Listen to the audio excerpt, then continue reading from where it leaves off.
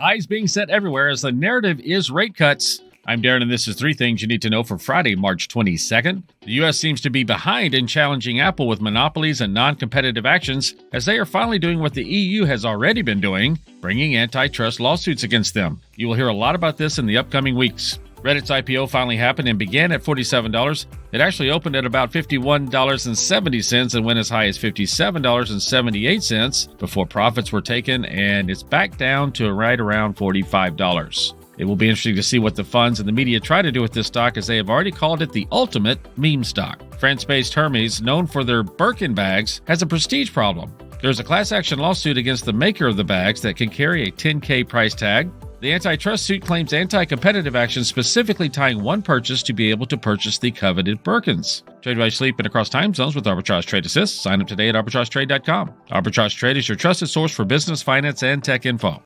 I want to eat apples and bananas.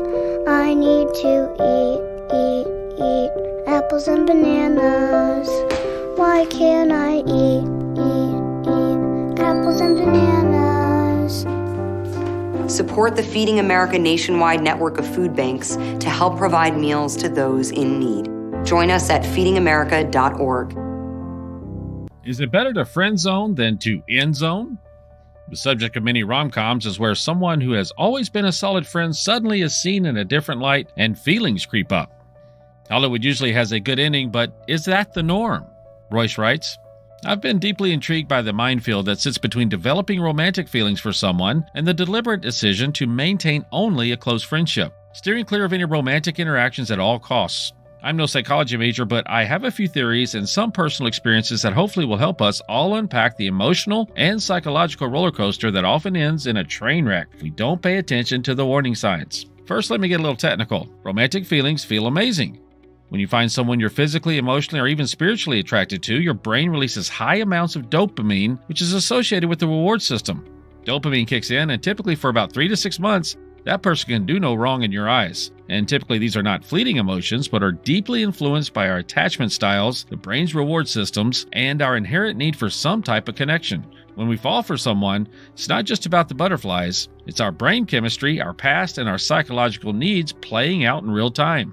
However, realizing you have romantic feelings for a friend can feel like you're standing at a crossroads, with each path promising its own set of challenges and rewards. It requires not only a keen self-awareness, but also the bravery to potentially shift the dynamics of a valued friendship into something more vulnerable and unknown. But don't slam the brakes as hard as you can just yet.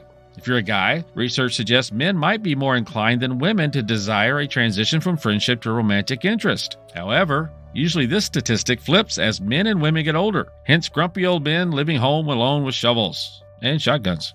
But what if you opted to stay in the friend zone, especially when you sense the romantic feelings might not be reciprocated? It's like choosing the safer path to protect the existing friendship and perhaps your own emotional well-being. This decision often reflects a deep psychological understanding of oneself and the relationship. It's about recognizing that the friendship holds immense value and that venturing beyond could risk losing a foundational part of your life. From what I've studied so far, this choice could also be seen as a protective mechanism, safeguarding against the potential hurt of unrequited love or the complexity of navigating a romantic relationship that might not work out. It's a testament to the importance of boundaries in maintaining healthy relationships and preserving our mental health. Check out Royce and I discussing this in our weekend blog, and make sure you follow us on all of our social media accounts. Stop watching and start living using Pips, our AI bot. Go to arbitragetrade.com and check out Arbitrage Trade Assist.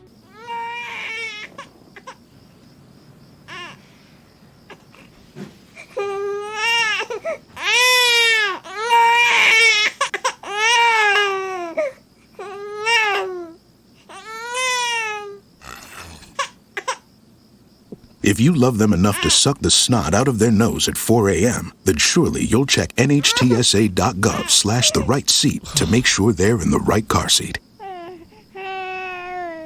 Pips, pick of the day, and it's Fall Down Friday.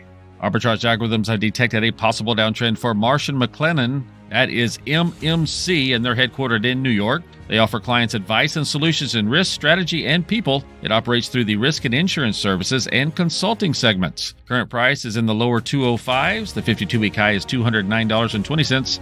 52-week low of $157.30. We are not financial advisors. We provide a service.